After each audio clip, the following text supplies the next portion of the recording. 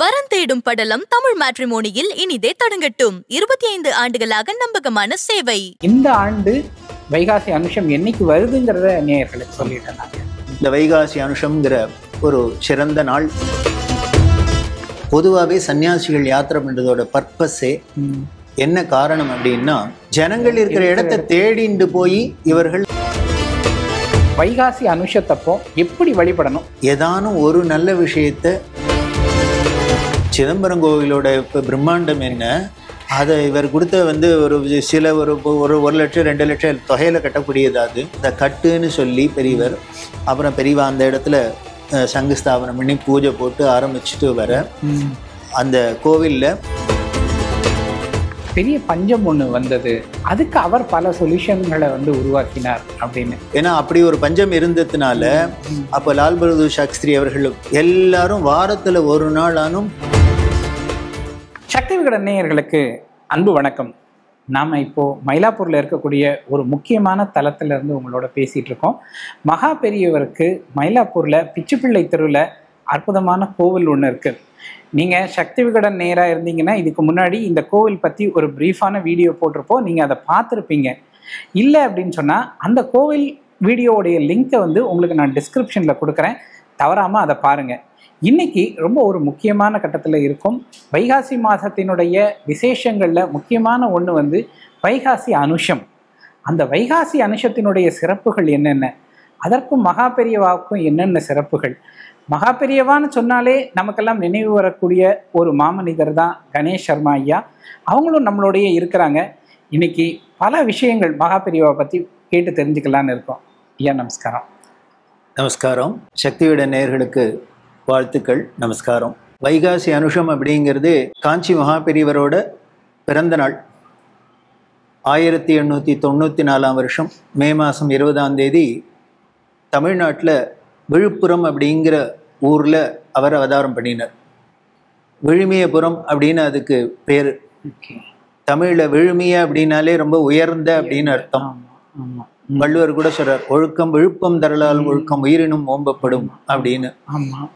அப்படி உயர்ந்ததான அந்த விழுப்புரத்தில் உலகமே கொண்டாடக்கூடிய ஒரு ஆன்மீக உலகத்தில் மிக உயர்ந்த ஒரு ஸ்தானத்தில் இருக்கிற காஞ்சி மகா பெரியவரோட அவதார தினம்தான் அந்த வைகாசி அனுஷம்.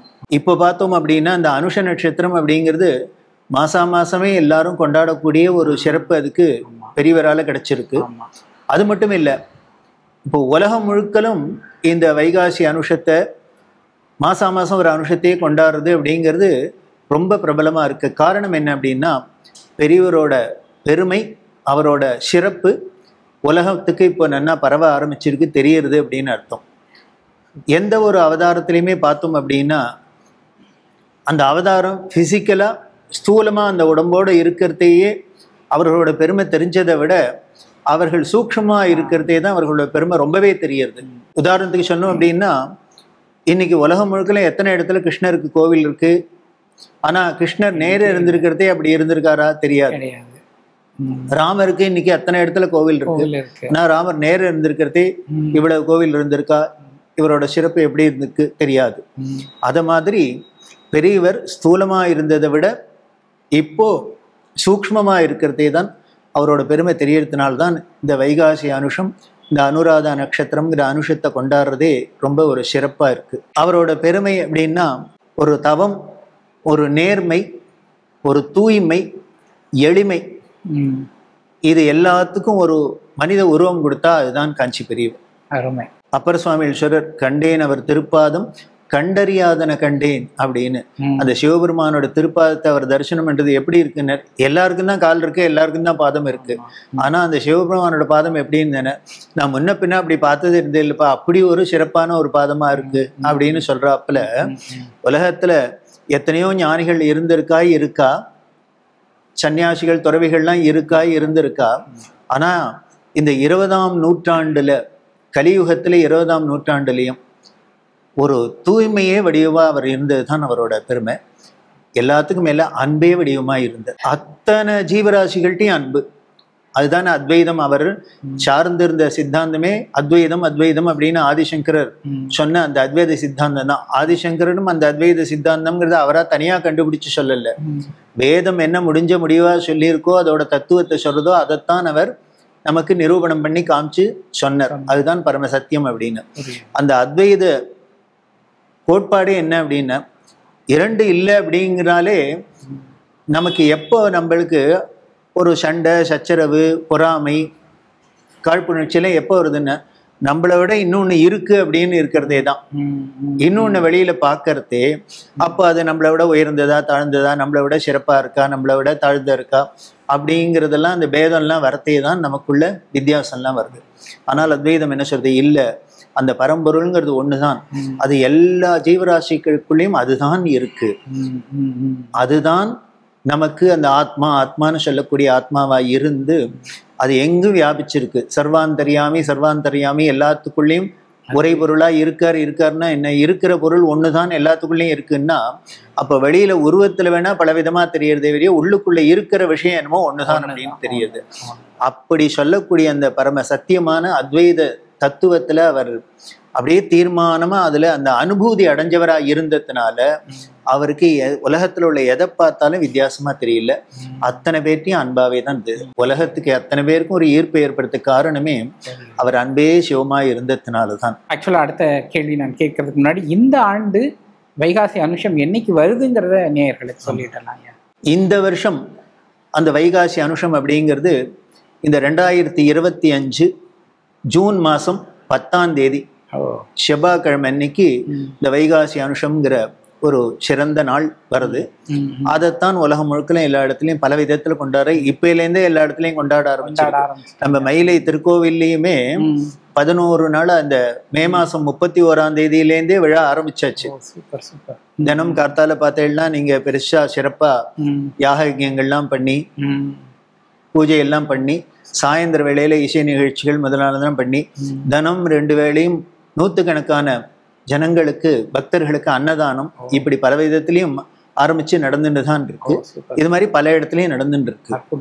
நீங்க மகா பெரியவாரோட அணுக்கமான ஒரு சீடர் அப்படின்னு அங்க கேள்விப்பட்டிருக்கோம். நீங்க உங்களுடைய லைஃப்ல முதல்ல எப்போ பெரியவாளை பார்த்தீங்க?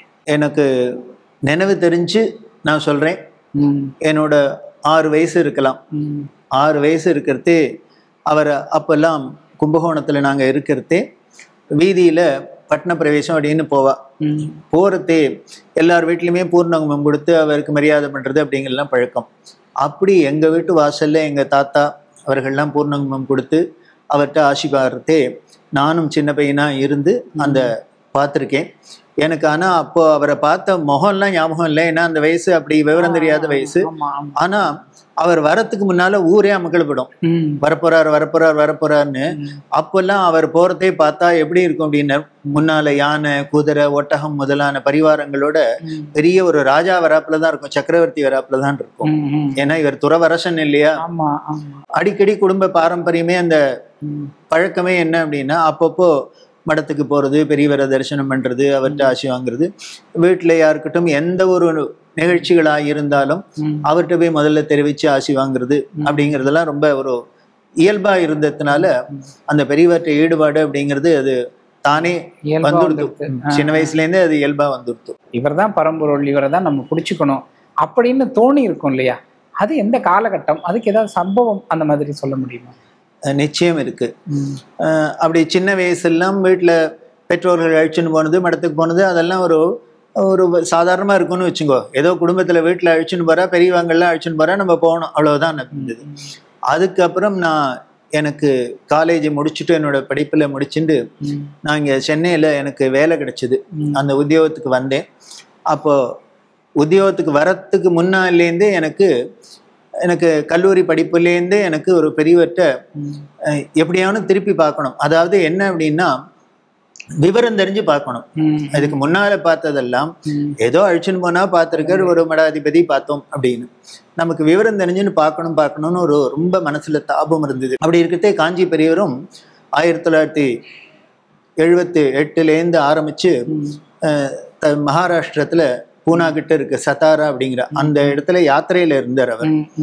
ஸோ அதனால உடனே போய் பார்க்கறாப்புல எல்லாம் அவ்வளவு கிட்டக்கை இல்லை.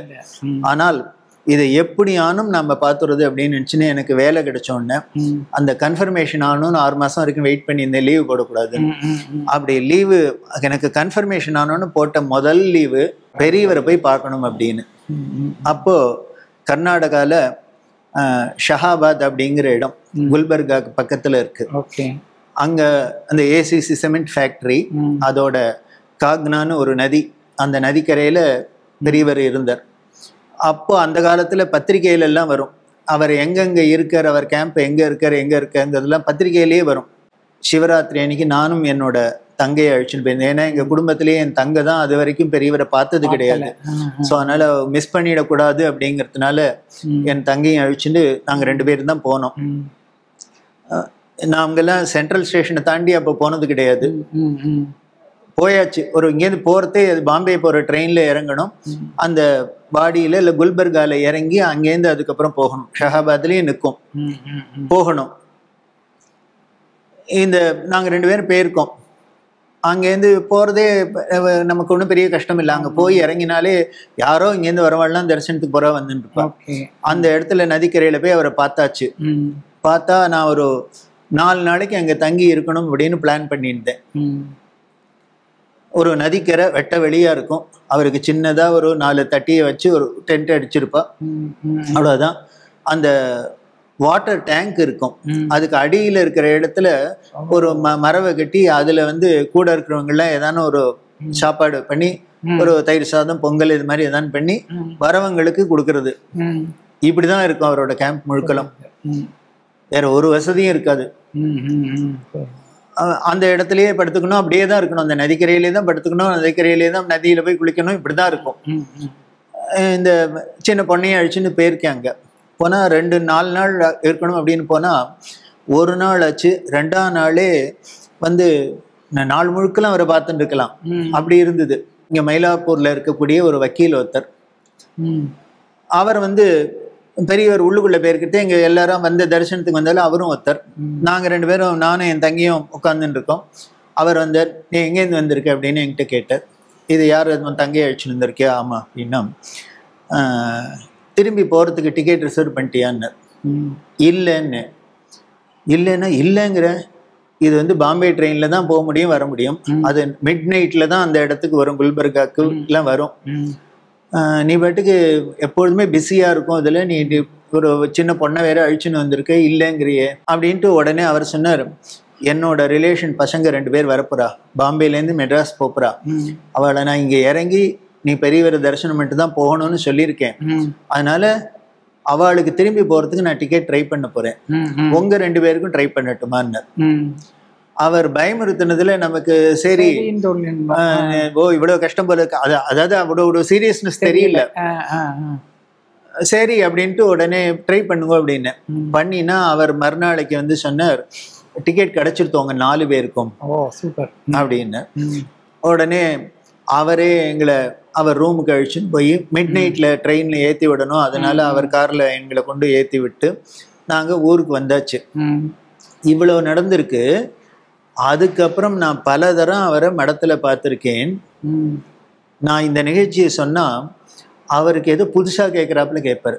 அப்படியா, நான் பண்ணேனா, எனக்கு துளி கூட ஞாபகம் இல்லையே, தெரியலையே.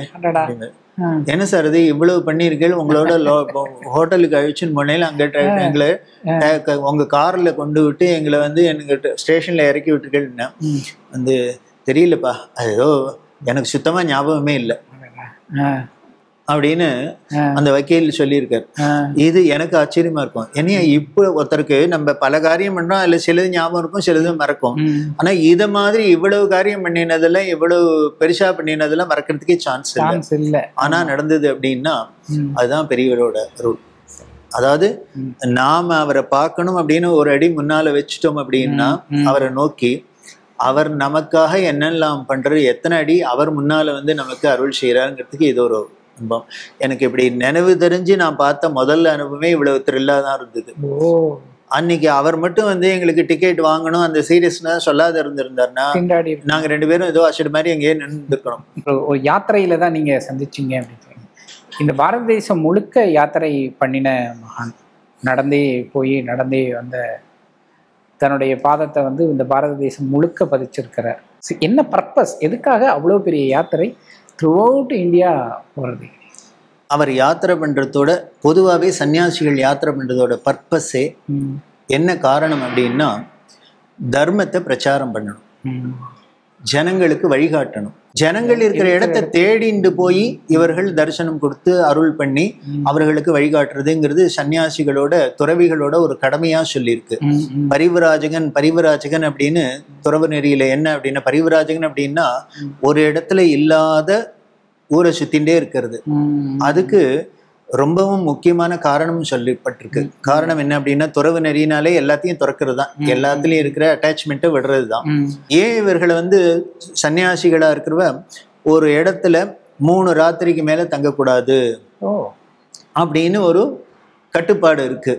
அது ஏன் 3 ராத்திரி அப்படின்னா வேற ஒண்ணும் இல்லை. ஒரு இடத்துல 3 நாளைக்கு நம்ம தங்கிட்டோம் அப்படின்னாலே அந்த இடம் ரொம்ப ஃபெமிலியர் ஆயிடும் நமக்கு. உடனே அங்க இருக்கிற ஜனங்கள்லாம் ஃபெமிலியர் ஆயிடுவாங்க. உடனேயே என்ன ஆயிடும் அப்படின்னா, நமக்கு அவங்க மேல ஒரு அட்டாச்மெண்ட் வந்துடும், அவங்களுக்கு நம்ம மேல ஒரு அட்டாச்மெண்ட் வந்துடும். இப்படி பந்த பாசம் தானே வளர ஆரம்பிச்சிடும்.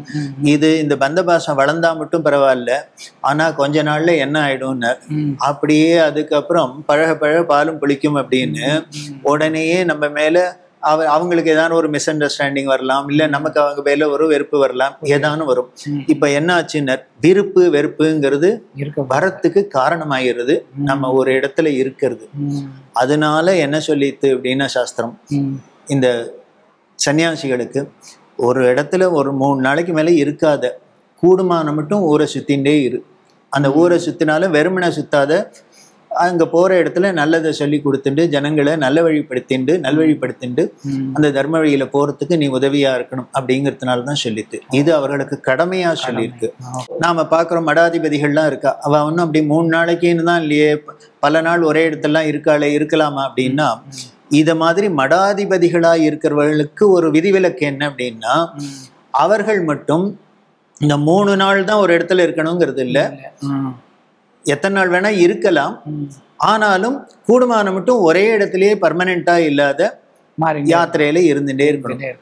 அதனாலதான் நமக்கு இப்போ இருக்கிற பீடாதிபதிகளையும் எல்லாரும் பார்த்தாக்க கொஞ்ச நாளைக்கு அப்புறம் இந்த ஊர்ல இருக்கிறது அந்த ஊர்ல இருக்கிறது இப்படி பொறுத்தே அதுல நம்ம பாக்குறோமே, அவ ஒரு ஊர்ல போயிட்டு வந்தாக்க அந்த ஊர்ல எவ்வளவு புத்துணர்ச்சி ஏற்படுறது, எவ்வளவு அங்க நல்லது நடக்கிறது, எவ்வளவு நன்மை அடையறதுக்கு ஒரு காரணமா இருக்கு. ஸோ அதனாலதான் இவர்கள் இந்த யாத்திரை அப்படிங்கிறது ரொம்ப முக்கியமா சொல்லியிருக்கு. பெரியவர் வந்து போய் அங்க கேம்ப் இருந்து ஒரு கொஞ்ச நாட்கள் இருந்து அனுகிரகம் பண்ணிட்டு வந்ததுக்கு அப்புறம் இந்த ஊர் வந்து பெரிய மாற்றத்தை சந்திச்சது அப்படிங்கிற மாதிரி ஏதாவது உங்க நினைவுல இருந்து சொல்ல முடியுமா? நிச்சயம் இருக்கு. இப்போ உதாரணத்துக்கே சொல்றேன், இந்த 78ல கிளம்பி காஞ்சிபுரத்துக்கு பக்கத்துல தேனம்பாக்கம்ங்கிற இடத்துல இருந்து கிளம்பி அவர் ஆந்திரா கர்நாடகா வழியால மகாராஷ்டிரால போய் சதாரான்னு புனா கிட்ட போனான்னு சொன்னேன். இன்னைக்கு புனா கிட்ட போனீங்கன்னா பாத்தீங்கன்னா உத்தர சிதம்பரம்னு நடராஜர் கோவில் இருக்கு.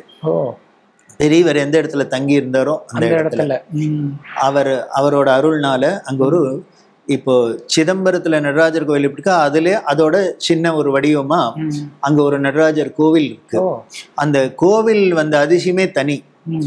ரஜதாத்ரி அப்படின்னு அங்க ஒரு பெரிய ஹோட்டல், அந்த அதிபர் ஷாமண்ணா அப்படின்னு அவர் வந்து பெரியவர் அங்க இருக்கிறதே அங்க வந்து ஒரு தரம் பார்த்திருக்கார். அவரோட நண்பர்லாம் சொல்லியிருக்கார், நீ இது மாதிரி ஒரு காஞ்சிபுரத்துல இருந்து வந்திருக்கிற ஒரு சுவாமியார் வந்திருக்க, நீ வந்து பார்க்கணும் அப்படின்னு. அவருக்கு அவ்வளவு ஆர்வத்தை முதல்ல காமிக்கல. காரணம் என்ன அப்படின்னா, ஏதோ இந்த சாமியார்லாம் வந்து ஏதோ பார்த்து ஏதோ காசுக்காக தான் ஏதோ அப்படிலாம் பண்றா அப்படின்னு அவருக்கு ஏதோ நினைச்சுக்கிட்டார் அப்படின்னு நினைச்சிருந்திருக்கார். அவர் நண்பர் சொல்லிக்க, இல்ல நீ நினைக்கிறாப்புல இல்ல வந்து பார்த்துட்டு அப்புறம் சொல்லு அப்படின்னு. பெரியவர் வந்து பார்த்தார். பார்த்த மாத்திரத்திலேயே இவருக்கு மனசு ஈர்ப்பு ஏற்பட்டது. உடனே இவர் என்ன பண்ணார், வீட்டுக்கு போய் ஒரு குறிப்பிட்ட தொகை, பெருந்தொகை, அதை கொண்டு பெரியவர்கிட்ட வச்சா பெரியவர்கிட்ட, நான் சன்னியாசி, எனக்கு எதுக்கு பைசா வைக்கிறேன்னா, எனக்கு எதுக்கு காசு, நீ எதுக்கு வைக்கிறேன்னு. அவருக்கு அதுவே ஒரு ஆச்சரியம். பொதுவா நம்ம யாருக்கானு கொடுத்தா இன்னும் கொஞ்சம் கொடுப்பாளான்னு தான் எதிர்பார்ப்பா. இவர் கொடுத்ததை ஏன் வேண்டாங்கிறார் அப்படின்ட்டு உடனே அவர் சொல்லிக்க ஏதாவது நல்ல காரியம் பண்ணணும், நீங்க பண்றதுக்கு அந்த உங்ககிட்ட காசு வாங்கி நான் நல்ல காரியம் பண்ணுவேனே, அந்த நல்ல காரியத்தை நீனே பண்ணலாமே அப்படின்னு ஆரம்பிச்சு, அப்புறம் நீ தமிழ்நாட்டுக்கு போயிருக்கியா, அங்க எவ்வளவு கோவில்லாம் இருக்கு, சிதம்பரம் இருக்கு, மதுரை இருக்கு, ராமேஸ்வரம் இருக்கு, தஞ்சாவூர் இருக்கு, இது மாதிரிலாம் கோவில்லாம் இருக்கு, அதெல்லாம் பார்த்துருக்கியா அப்படின்னு சொல்லி இல்லைன்னு சொல்லி தங்கிட்ட கைங்கரியம் இந்த கண்ணன் அப்படிங்கிற தொண்டர் அவரை விட்டு நீ இவரை அழிச்சுன்னு போய் இதெல்லாம் காமிச்சிட்டு வான்னு சொல்லி அவர் இங்கெல்லாம் வந்து பார்த்துட்டும் திரும்பி வந்தோடனே நீ பார்த்ததுலயே உனக்கு எந்த கோவில் ரொம்ப மனசுல நிக்கிறது அப்படின்னு சொல்ல அவருக்கு சிதம்பரம் எனக்கு நடராஜர் கோவில்னு சொல்ல உடனே அப்போ அதே மாதிரி இங்க கட்டையன் கோவில் அவர் சிதம்பரம் கோவிலோட இப்ப பிரம்மாண்டம் என்ன அதை இவர் கொடுத்த வந்து ஒரு சில ஒரு 1 லட்சம் 2 லட்சம் தொகையில கட்டக்கூடியது அது அதை கட்டுன்னு சொல்லி பெரியவர் அப்புறம் பெரியவா அந்த இடத்துல சங்கு ஸ்தாபனம் பண்ணி பூஜை போட்டு ஆரம்பிச்சுட்டு வர அந்த கோவில்ல அப்புறம் இன்னைக்கு பார்த்தேன் அப்படின்னா ரொம்ப ஆச்சரியமா இருக்கும். அதுல அதை விட குறிப்பிட்டு சொல்றதுக்கு அந்த சிதம்பரம் நடராஜ உத்தர சிதம்பரம் அப்படின்னே இதுக்கு பேரு. அதுல என்ன அப்படின்னா 4 பக்கம் இருக்கிற ராஜகோபுரத்தை 4 மாநில அரசாங்கமுமே கட்டி கொடுத்துருக்கு. அதுதான் ஆச்சரியம். ஒரு சுதந்திர இந்தியாவில் செக்குலர் அப்படின்னு சொல்ற ஒரு தேசத்துல ஒரு அரசாங்கமே கோபுரத்தை கட்டி கொடுத்துருக்கு. கர்நாடக அரசு அப்போ ராமகிருஷ்ண ஹெக்டே அப்படின்னு அவர் முதலமைச்சராக இருந்தார். அவர்லாம் எல்லாருமே இவங்கெல்லாம் பெரியவர்கிட்ட ரொம்ப ஈடுபாடு உடையவர். அவர் வந்து கர்நாடக அரசு சார்பில் ஒரு கோபுரம் கட்டி தரத்துக்கு ஏற்பாடு பண்ண மகாராஷ்டிரா அரசாங்கம் தான் முதல்ல வந்து இதே மாதிரி நாங்கள் இது மாதிரி பண்ண போறான்னு சொன்னால் எங்கள் மாநிலத்தில் நடக்க அதனால நாங்கள் அரசாங்கத்து மூலியமா பண்றோம் அப்படின்னு சொல்லி அவர்கள் ஒரு கோபுரம் கட்டித்தரோம்னு சொல்ல உடனே கர்நாடக அரசு பண்ண சொல்ல அப்புறம் ஆந்திரால NT ராமராவ் இருந்தார். அவர் வந்து ஆந்திர அரசாங்கத்து சார்பில் நான் ஒன்று பண்ணித்தரேன்னு சொல்லி அதே மாதிரி தமிழ்நாட்டில் முதலமைச்சராக இருந்த MGR அவர்கள் இவ 4 பேரும் சேர்ந்துட்டு 4 ராஜகோபுரத்தை 4 இன்னைக்கும் அதை கல்வெட்டுல இருக்கு. இந்த கோபுர நுழைவு வாயில் தமிழ்நாடு அரசாங்கத்தால் ஆந்திர அரசாங்கத்தால் பெரியவர் அதை கல்வெட்டுல போடணும்னு சொன்னார். ஏன்னா பின்னால அரசாங்கத்துக்கு வரவாளுக்கெல்லாம் இது ஒரு முன்னுதாரணமா இருக்கலாம், இப்படி கூட பண்ணலாம் அப்படிங்கிறது. மகா பெரியவா காலத்துல பெரிய பஞ்சம் ஒண்ணு வந்தது அப்படின்னு சொல்லிட்டு மக்கள் எல்லாம் வந்து உணவுக்காக திண்டாடினாங்கன்னு அதுக்கு அவர் பல சொல்யூஷன்களை வந்து உருவாக்கினார் அப்படின்னு. அது எந்த காலகட்டம், அதுக்கு மகாபெரிவா சொன்ன தீர்வுகள் என்ன? அஷ்டகிரக சேர்க்கை அப்படின்னு ஜோதிட ரீதியா 8 கிரகங்கள் ஒரு நேர்கோடில் வரத்தே ஜோதிஷ சாஸ்திரத்துல சில விஷயங்கள்லாம் சொல்லியிருக்கு. சில உட்பாதங்கள்லாம் வரலாம், சில கெடுதல்கள்லாம் நடக்கலாம் அப்படின்னு. அது மாதிரி இந்த பஞ்சம் வருது, உணவு பஞ்சம் வருதுங்கிறது வந்து நீங்க புராண இதிகாசங்கள்ல பார்த்தா கூட தெரியும், அந்தந்த ஒரு காலகட்டத்துல வரத்தான் வரும். ஆமா, அத மாதிரி அந்த வரத்தே பெரியவர் என்ன பண்ணார், ஞானசம்பந்த பெருமானோட தேவாரம் கோளறு பதிகம் அப்படின்னு வேயூரு தோழி பங்கன் விடமுண்ட கண்டன் அப்படின்னு ஆரம்பிச்சு அந்த கோளறு பதிகத்தை படிக்க சொன்னார். இந்த நவகோள்கள்ல அதோட உவாதை இல்லாத, ஏன்னா அவரே சொல்லியிருக்க ஆசிரு நல்ல நல்ல அவை நல்ல நல்ல அடியாரவர்க்கு மிகவே அப்படின்னு. அதனால அடியார்கள் அத்தனை பேருக்கும் எல்லாரும் நல்லா இருக்கணும்னா இதை நாம தினம் பாராயணம் பண்ணா படிச்சாலே நமக்கு நவகோள்களும் ஒரு பாதிப்பும் இருக்காது அப்படிங்கிறதுனால கோளறு பதிகத்தை படிக்க சொன்னார். அதே மாதிரி வேத மந்திரத்துல ஸ்ரீருத்ரம் அப்படின்னு இருக்கு. ருத்ரம் ருத்ரம் சமக்கம்னு சொல்றோம். அந்த ருத்ரத்தை சொல்லிட்டு யாகம் பண்றது, அதைத்தான் ஏகாதசி ருத்ரம் அப்படிங்கிறது 11 தரம் சொன்னா அதையே 131 தரம் சொல்ற மகாருத்ரம், அதை இன்னும் 1000 சொல்றத அதிருத்ரம் அப்படி எல்லாம் பண்றது. இத மாதிரி யாகங்கள்லாம் பண்ண சொல்லி இப்படி பல வழிபாடுகளை பண்ண சொல்லி இந்த பஞ்சத்தை போக்கணும் அப்படின்னு. அதே மாதிரி எல்லாருக்கும் அன்னதானம் பண்றதுல பண்ண சொன்னார். அப்புறம் அரசாங்கத்திலேயே அப்ப என்ன பண்ணினா திங்கக்கிழமை விரதம் இருக்கணும் அப்படின்னு. ஏன்னா அப்படி ஒரு பஞ்சம் இருந்ததுனால அப்ப லால் பகதூர் சாஸ்திரி அவர்கள் பிரதமராக இருந்தார். அவர் என்ன பண்ணார், எல்லாரும் வாரத்துல ஒரு நாளானும் உபவாசம் இருக்கிறது இருந்தாக்க அத்தனை பேரும் சாப்பிட்றது குறைஞ்சாலே நமக்கு ஒரு ஓரளவுக்கு சமாளிக்கலாம் அப்படின்னு. அப்போ திங்கக்கிழமையில உணவு சாப்பிடாத இருக்கிறது அப்படின்னு.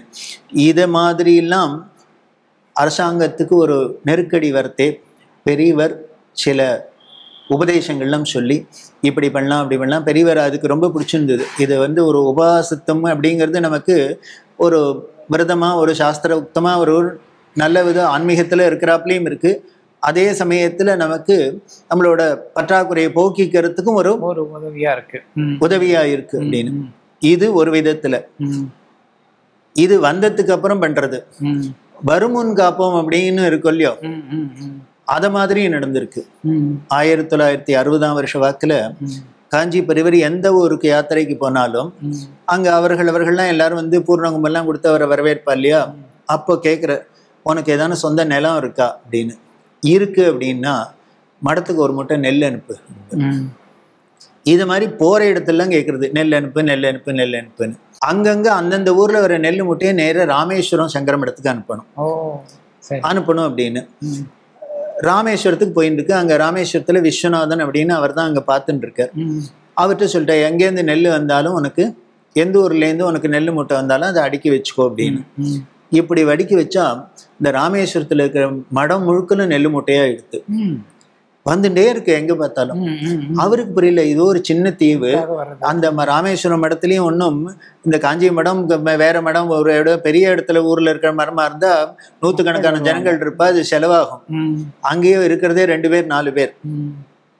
சின்ன தீவு, இதுலேயே இத்தனை நெல்லை வச்சுன்னா என்ன பண்றது அப்படின்னு அவருக்கு புரியல. உடனே மடத்து மேனேஜருக்கு லெட்டர் எழுதிக்கிட்டு இருக்கு, இங்க பெரியவா சொன்னான்னு இங்க இத்தனை வந்துன்னு இருக்கே, நான் இதை என்ன பண்ணணும் அப்படின்னு. பெரியவர் ஒன்றும் சொல்லல, வாங்கி வச்சுக்க சொல்ல, அவ்வளவுதான். இப்படி சொல்லி சொல்லி அந்த மடம் முழுக்கலும் நெல் முட்டையா வர, அங்க இடம் இல்லைன்னு சொல்ல, பக்கத்துல ஏதாவது வாடகைக்கு இடம் கிடைச்சா அங்க எடுத்து வச்சுக்கோன்னு சொல்ல, அந்த இடமும் ரொம்ப. அந்த விஸ்வநாதனுக்கு என்ன பண்ணுன்னு தெரியல. அவர் நேரே கிளம்பி காஞ்சிபுரம் வந்துட்டார். நேரே கேட்டுடணும்னு வந்து கேட்கிறார், இந்த மாதிரி நெல் முட்டையா வந்துன்னு இருக்கு, நான் என்ன பண்ணுன்னு தெரியல. அப்படி வெறுமனை அடுக்கி வச்சா எலி வந்து அதை வேணும் பண்ணலாம், நான் என்ன பண்ணலாம்? இல்ல ராமநாத சுவாமி கோவிலுக்கு கொடுக்கட்டுமா, நமக்கு இவ்வளவு செலவு இல்லை அப்படின்னா, நான் கோவிலுக்கு கொடுக்குறேன்னு கேட்கலையே, மடத்துக்கு கொடுன்னு தானே கேட்டிருக்கேன் அப்படின்லாம் சொல்லி அவர் எதுக்கு என்ன பண்ணணும்னே சொல்லவே இல்லை. இவர் நிஜமாவே எடுத்து போயிட்டார். இதுக்கு மேல நான் வந்தா என்ன பண்றது அப்படின்னு. உடனே பெரியவர் சிரிச்சுட்டு சமுத்திரத்துல அடிக்க வைன்ட்டு, கடல்ல தூக்கி அடுக்கு அப்படின்னு சொல்லிட்டு அப்படியே நிர்தாட்சியமா ஏந்துன்னு உள்ள போயிட்டார். இவர் போன இந்த விஸ்வநாதனுக்கு என்ன பண்ணுன்னு தெரியல. இவர் ஒழுங்கா பதிலும் சொல்லலை, எதுக்காக வச்சுக்கணும்னு தெரியல. அவர் திரும்பி ஏமாத்தத்தோட ராமேஸ்வரம் போயாச்சு. போன அடுத்த வாரமே ஒரு புயல், கடுமையான மழை புயல். அந்த அந்த 62ஆம் வருஷம் வாக்குல அடிச்ச அந்த புயல் பார்த்தீங்கன்னா இன்னைக்கும் தனுஷ்கோடிங்கிற ஒரு இடமே இல்லாத போச்சு. அந்த ரயில்வே ஸ்டேஷன்லாம் எப்படி இடிபாடோட இருக்குங்கிறது இன்னும் நினைவு சின்ன மாதிரி இருக்கு. அப்போ அடிச்ச அந்த புயல்ல தான். அப்போ மெயின்லேண்டான நம்ம பாரத தேசத்துக்கும் ராமேஸ்வரத்துக்கும் ஒரு தொடர்பே இல்லாத போச்சு. அரசாங்கத்தால கூட அந்த தீவுல இருந்த ஜனங்களை எப்படி காப்பாத்துறது இந்த வெள்ளத்திலேருந்துன்னு புரியாத இருந்த சமயத்துல மடத்துல இருந்த 2 பேரும் உடனே கிளம்பி போன்னு சொல்லி மதுரைக்கு போய், மதுரையிலேருந்து ராமேஸ்வரம் போ, அங்க விஸ்வநாதன்ட்ட சொல்லு, அந்த சேர்த்து வச்ச நெல்லெல்லாம் இருக்கு, அந்த நெல்லெல்லாம் அரிசியாக்கி சாப்பாடு சாதம் பண்ணி அங்க இருக்கிற அத்தனை பேருக்கும் சாப்பாடு போடணும். நம்ப மாட்டேன், கிட்டத்தட்ட 1 மாசம் வரைக்கும் இந்த காஞ்சி மடத்துல போட்ட இந்த சாப்பாட்டுல தான் அங்க இருக்கிற ஜீவன்கள்லாம் உயிர் வாழறாப்புல இருந்தது. இத்தனாம் தேதி புயல் அடிக்க போறது, உங்களுக்கு எல்லாம் இப்படி ஆபத்து வர போறதுன்னு யார்ட்டையான்னு போய் சொன்னாக்க நல்லா இருக்குமா? அது அதுலயே அவன் பாதி உயிர் போயிடும். ஆமா ஆமா. ஆனால் அதுக்கு என்ன பாதுகாப்பு பண்ணணுமோ, அதுக்கு என்ன பரிகாரம் பண்ணணுமோ அதை முன்னாலேயே பண்ணி வைக்கிறது. அதான் தாயிற் சிறந்த தயாவான தத்துவனை மாணிக்கவாசகர் சிவபெருமான, அம்மாவை விட உன்னோட அன்பு பெருசு அப்படின்னு சொல்ற அந்த அன்பு தான் பெரியவற்ற. காஞ்சி மடத்துக்கு ஏராளமான பக்தர்கள் வருவாங்க. நிறைய வெளிநாட்டினர் கூட வருவாங்க. அவங்களோடெல்லாம் பெரியவா பேசுவாளா? என்ன மாதிரி அவங்க இது பண்ணிப்பாங்க? நிறைய மேல்நாட்டு பக்தர்கள்லாம் வந்திருக்கா, என்னமும் வந்துன்னு இருக்கா. அதுல குறிப்பிட்டு சொன்னோம் அப்படின்னா பால் பிரெண்டன் அப்படின்னு ஒரு மேல்நாட்டு அறிஞர், அவர் பெரிய தத்துவ ஆராய்ச்சி பண்ணக்கூடியவர். எதுனர் அவர் நமது பாரத தேசம் அதோட கலாச்சாரம் இதெல்லாம் ஈர்க்கப்பட்டு அதில் ரிஷிகள்லாம் முக்காலமும் இந்த ரிஷிகள்லாம் இருக்கா இதெல்லாம் தெரிஞ்சுண்டு அவர் என்ன பண்ணார், எப்பவோ புராண காலத்துல இருந்தா அப்போ இருந்தா இப்போ இருந்தாங்கிறத விட இப்பவும் இருப்பாளா, அதே மாதிரி ரிஷிகள்லாம் இருக்க முடியுமா, எளிமையோட இந்த காலகட்டத்திலயும் அப்படி எல்லாம் இருக்க முடியுமா, தவ வலிமையோட இருக்க முடியுமா அப்படிங்கிறது தான் ஆராய்ச்சி பண்ணி தெரிஞ்சுக்கணுங்கிறதுக்காக பாரத தேசத்துக்கு வந்து பல இடங்களுக்கு போய் பார்த்து எல்லாம் பண்றதே தான் செங்கல்பட்டு அப்படிங்கிற இடத்துல பெரியவர் காசி யாத்திரையில இருக்கிறதே. செங்கல்பட்டுங்கிற இடத்துல பெரியவரை பார்த்து வந்து தான் மெட்ராஸ் யூனிவர்சிட்டியில இருந்த வெங்கட்ரமணி அப்படிங்கிற ஒரு பெரிய ப்ரொஃபஸர், அவர் மூலியமா அவருக்கு அறிமுகம் ஏற்பட்டு அவர் பெரியவாளை பத்தி சொல்லி பெரியவாள்கிட்ட போய் பேசியிருந்தா. அந்த பால் பிரெண்டன் தன்னோட அனுபவத்தை புஸ்தகமாவே எழுதியிருக்கார்.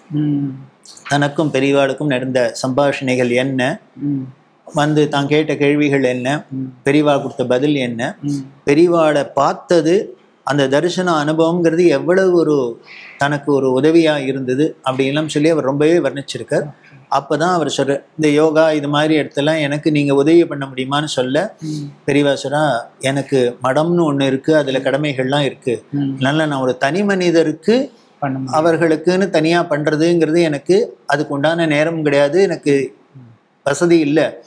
அதனால நீ என்ன பண்ணு, திருவண்ணாமலையில இருக்க மகரிஷின்னு சொல்லுவா அப்படின்னு ரமண மகர்ஷியை பத்தி சொல்லி நீ அங்க போய் அவர்கிட்ட சரணமடை, உனக்கு என்ன வேணுமோ ஆன்மீகத்துல அவர்கிட்ட இருந்து கிடைக்கும் அப்படின்னு சொல்ல, அதுக்கப்புறம் ரமணாசிரமத்துக்கு போய் ரமணனோட தொண்டரா மாதிரி அப்படின்னா எல்லாம் அந்த எல்லாருக்கும் தெரியும். இது எல்லாத்தையும் அவர் விவரமா எழுதியிருக்கார்.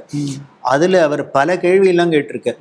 அதுல ஒரு கேள்வி என்ன அப்படின்னா, உலகத்துல சண்டை சச்சரவெல்லாம் ரொம்ப ஜாஸ்தியா இருக்கு, எதுக்கு எடுத்தாலும் அடிதடி அப்படின்றாப்புல இருக்கு. அதனால இந்த ஆயுத போட்டி ரொம்ப ஜாஸ்தி இருக்கு நாடுகளுக்கு நாடு. அதனால இந்த ஆயுதங்கள் எல்லாம் ஒழிக்கணும், அதுக்கு நீங்க என்ன உங்களோட எண்ணம் அப்படின்னு பெரியவர்கிட்ட கேட்கிற.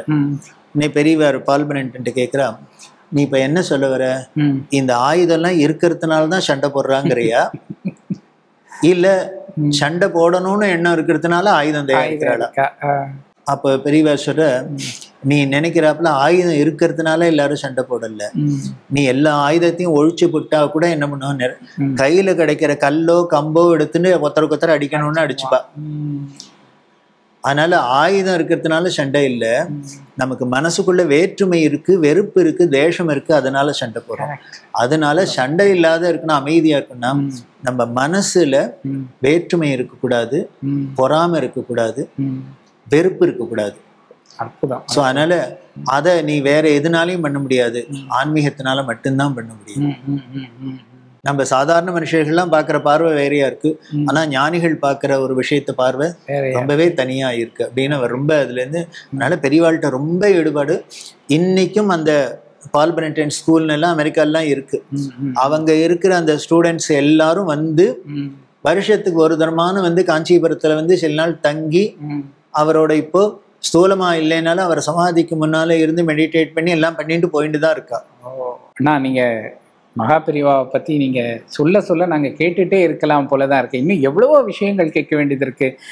நீங்க மகாபெரிவாவோட இருந்த காலகட்டத்துல உங்க இருவருக்கும் இடையில அந்த குரு சிஷ்ய பாவம் எப்படி இருந்தது? சுவாமி உங்களுக்கு பல நேரங்கள்ல வந்து பல விஷயங்களை வெளிப்படுத்தி இருப்பார், அதை நீங்க பிற்காலத்துல உணர்ந்திருப்பீங்க. அந்த மாதிரியான விஷயங்கள் நிறைய இருக்கு. இந்த மாதிரி நிறைய விஷயங்களை கேட்டுட்டே இருக்கலாம். இந்த தருணத்துல ஒரு செய்தியோட நான் இந்த எபிசோட முடிக்கணும்னு நினைக்கிறேன். இப்ப எல்லோரும் வைகாசி அனுஷத்தப்போ சுவாமியை வழிபடணும் அப்படின்னு நினைக்கிறா. எல்லா ஜனங்களும் வந்து அவரோட வழிபடணும்னா எப்படி வழிபடணும்? சிம்பிளா எளிமையான முறையில ஒரு வழிகாட்டுதல் வேணும். அவரே சொன்னதுதான், அவரோட பிறந்த நாளை கொண்டாடணும்னா என்ன பண்ணணும் அப்படிங்கிறதே அவர் சொன்னது என்ன அப்படின்னா, எனக்கு பெருசா விழா எடுக்கணும், ஆடம்பரமா பண்ணணுங்கிறது இல்லை, வந்து தெய்வத்தின் குரல்னு அவர் எத்தனையோ நம்ம நல்வழிபடுறதுக்கு சொல்லியிருக்கார். நீங்க ஏதானும் ஒரு நல்ல விஷயத்த பின்பற்றுறது, இன்னிலேருந்து ஆரம்பிச்சுக்கிறது. இந்த வைகாசி அனுஷம் இன்னிலேருந்து அதுல நீங்க பார்த்தீங்கன்னா காப்பி குடிக்காதீங்கோ அப்படிங்கிற, வரதட்சணை வாங்காத, வந்து பட்டு பீதாம்பரம் மாதிரி ஆடம்பரமான ஆடைகளை உடுத்திக்க வேண்டாம், எளிமையா இருங்கோ அப்படிங்கிற. எதுக்கு அப்படின்னா இருக்கிறவா பண்ணிட்டா அப்படின்னா இல்லாதவாளுக்கு மனுஷன் தானே பார்த்தா ஆசை வரும். ஸோ நம்மள்ட்ட வசதியும் இல்லை ஆனால் ஆசையும் இருந்ததுன்னா அப்போ என்ன பண்ணும், தப்பான வழியில அந்த ஆசையை பூர்த்தி பண்ணிக்கிறதுக்கு நிறைவேற்றிக்க நமக்கு தப்பான வழியில போறதுக்கு தூண்டலாம்.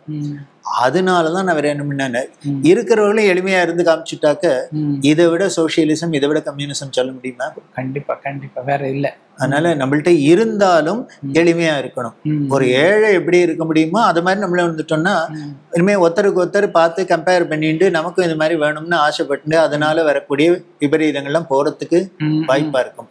அதனால எளிமையா இருக்கிறதுக்கு முயற்சி பண்ணுவோம் அப்படிங்கிற இத நம்ம வாழ்க்கையில ஒவ்வொரு பெரியவரோட அந்த வைகாசி அனுஷத்திலையும் இது மாதிரி அவர் சொன்ன உபதேசங்கள்ல ஒன்னொன்னு எடுத்துக்கலாம்.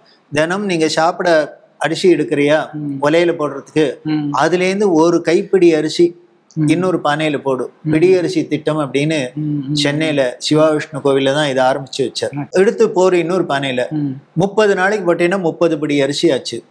அது கிட்டத்தட்ட 1 கிலோ 2 கிலோக்கு மேல தேடும். இதை கொண்டு போய் எந்த இடத்துல வசதி இல்லாத ஆலயங்கள் இருக்கோ அந்த ஆலயத்துல கொண்டு கொடுத்து அதை சாதமாக்கி அந்த சாமிக்கு நிவேதியம் பண்ணிட்டு அந்த கோவில் வாசலையே வச்சுட்டு ஏழைகளுக்கு விநியோகம் பண்ணும். இப்ப என்ன ஆச்சுன்னு, ஒரு வசதி இல்லாத கோவில்ல இருக்கிற சாமிக்கும் பூஜைக்கு ஆச்சு, அதை சுத்தி இருக்கிற ஜனங்களோட ஏழைகளோட பசியும் மாறுது அப்படின்னு. அந்த கடவுளோட பிரசாதமா பொறுத்தே அவர்களுக்கும் நல்ல எண்ணம் வரட்டும், அதனால பிரசாதமா கொடுக்கலாம் அப்படின்னு இத மாதிரி பண்ணு அப்படின்னு சொன்னார். அதே மாதிரி கைப்பிடிப்பில் அப்படின்னு பசு பாதுகாப்பு அப்படின்ட்டு கரிகாய் தோல் அப்படின்னு வச்சார். நீ சாப்பிட்றியா, சாப்பிட்றதே கரிகாய் வாங்கி சாப்பிட போறீங்க, அந்த தோல் எல்லாம் தூக்கி கொண்டு குப்பை தொட்டியில போட்டு ஊற வீணடிக்கிறதுக்கு அந்த தோல்கள்லாம் கொண்டு பக்கத்துல பசு காப்பகம் இருந்ததுன்னா, பசுமாட்டு கொட்டாய் இருந்ததுன்னா மாட்டுக்கு கொடுத்தாக்க வந்து ஒரு புண்ணியத்துக்கு புண்ணியமும் ஆச்சு. நம்மளோட வீணா போற சாமான கொடுத்துதான் பண்றோம். நம்ம ஒண்ணு இதுக்காக ஸ்பெஷலா செலவழிக்க வேண்டாம். கண்டிப்பா அதோட இல்ல, ஊரு சுத்தமா இருக்கிறதும் ஒரு விஷயம் ஆயிருது. அப்படின்னா இது மாதிரி ஒவ்வொரு விஷயமும் சொல்றதே அதுல எவ்வளவு நன்மை கிடைக்கிறதுங்கிறது பார்த்தாதான் அதுதான் பெரியவரோட உபதேசங்கள். இப்படி பல விஷயங்கள் இருக்கு. இதுல ஏதானும் ஒன்னையான நாம கடைபிடிக்கிறது அப்படின்னு வச்சுக்கலாம். எல்லோரும் அந்த எளிமையா இருக்கிறதுக்கு முயற்சி பண்ணலாம். அதைத்தான் நம்ம பெரியவரோட அவரோட பிறந்த நாள்ல நமக்கு ஒரு பெரிய ஒரு மெசேஜா எடுத்துண்டு இப்படி ஒவ்வொரு தரமும் ஒண்ணு பண்ணினோம் அப்படின்னாலே, இப்படி இன்னைக்கு இந்த வருஷம் 2025 10 பேர் இது மாதிரி கிளம்பினாலா, அடுத்த 2026 அதுவே 100 பேர் ஆச்சா, அது 1000 ஆச்சா, 10,000 ஆச்சா அப்படின்னா அது பெருக பெருக பெருக எல்லா இடத்துலயும் அமைதி ஆனந்தம் இருக்கும், பக்தியும் வளருது. இதுதான் அவரோட பிறந்த நாளை கொண்டாடுறதுல சரியான ஒரு இது. அதுக்காக உடனே இது மாதிரி விழா வேண்டாமா அப்படின்னு இல்லை.